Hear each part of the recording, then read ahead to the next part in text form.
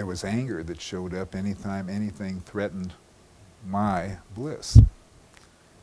So it was quite interesting. And I finally went to a seminar with a fellow named, a Radical Awakening seminar with a fellow by the name of Ramana. He was a Japanese-American fellow, also a messenger from Papaji. And basically he used a process of visual self-inquiry. And when I looked back into myself, I had an explosion. It was like my brain exploded, and I was looking back into myself to where they invented black, and it was like, not for very long, it just was a flash, but it was like, whoa.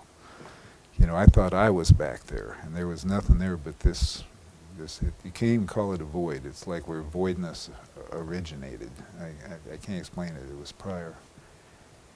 And the bliss was gone. You know, it was thick and syrupy. You know, all the while I was wondering whether or not it was some type of indulgence. But I was so happy because, you know, I didn't have to protect that anymore. And what there was just silence with certainty. Yeah, I can't explain it any other way. And how do you possess silence? Yeah. And yet there are times when I feel very blissful, but it's not a thing that I protect. And there's the desire to share this, and that's what came almost immediately. I says, wow, this is just such good news. Everybody's got to hear about this. So that's what's up here. And I don't know if my experience would be of any use to you or not, but I'm certainly willing to give it freely.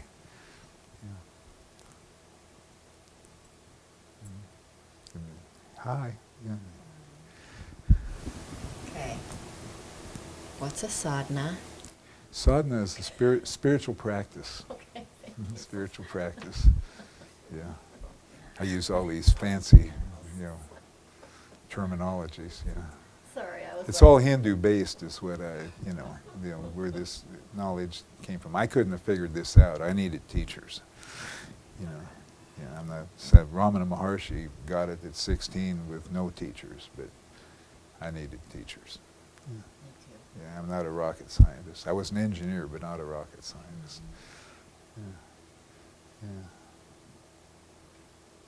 Yeah. So basically, the possibility is just to look within. As I've said many times, all the great masters tell us that.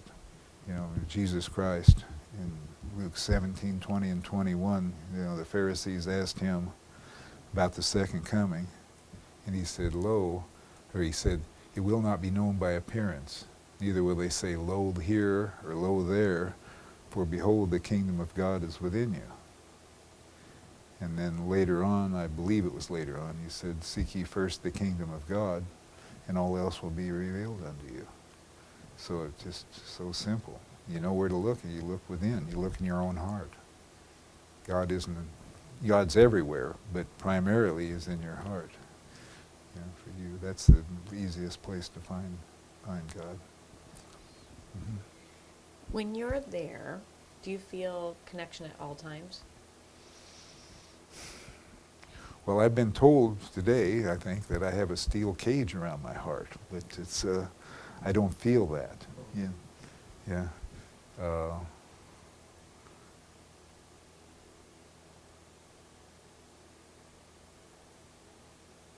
I would say that I wouldn't tout myself as a finished product.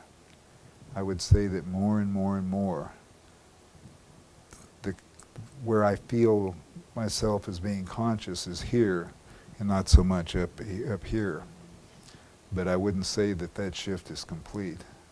Do you feel more oneness? Yes, I do. It's an experience I've been having for a long time, and it's off and on. But a lot of the time, when I look into a pair of eyes, I see myself looking back. Mm-hmm. And I would say that would be a good criteria for oneness. That there is no other really. Mm-hmm.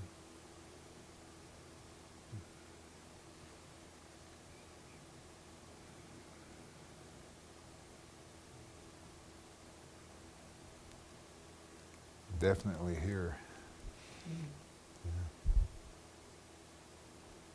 You're also beautiful.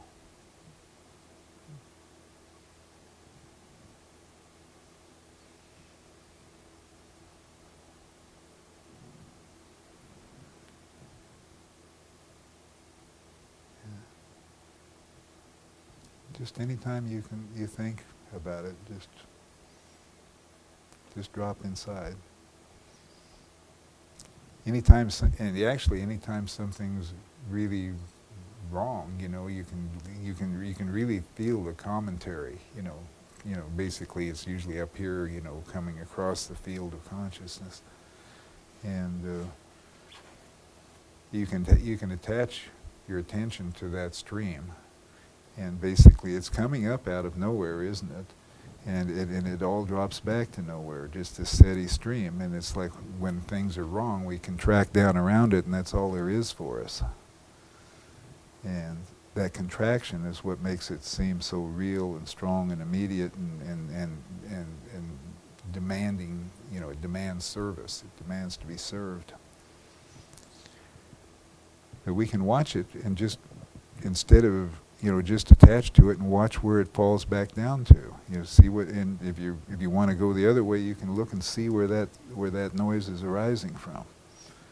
It's not easy in the beginning, but it is a very good form of self-inquiry, because if this is all coming out of me, and it's not me, then where is it arising from? For some people, they've never really even examined the voice, and they just believe the voice is who they are, that the voice is the voice is me. Yet that can't be true. There are times when the voice isn't speaking, and you're still here.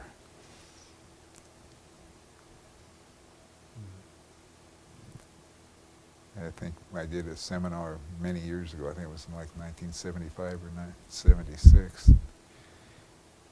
The teacher was talking about the little voice in your head, and he says, the little voice. The little voice that's saying what little voice?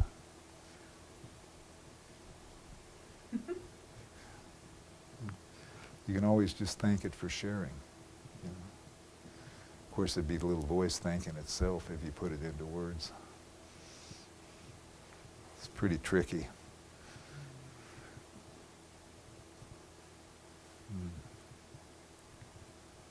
Yeah. But just notice, right now, just how easy things are. Yeah.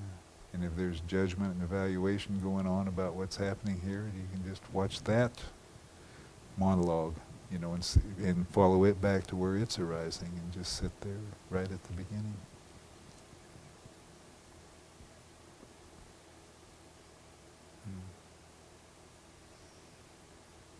And I submit that if I had done this much earlier in my life, I probably wouldn't have, damaged my body nearly as much as I did in my youth, just through neglect and everything. I think I would have lived a much more conscious life. It's kind of like if you have 100% attention available, and if 70% of it's on the little voice and all the problems it seems to be presenting, regarding my life, and you've only got 30% of your attention left, just using simple mathematics, to deal with the world.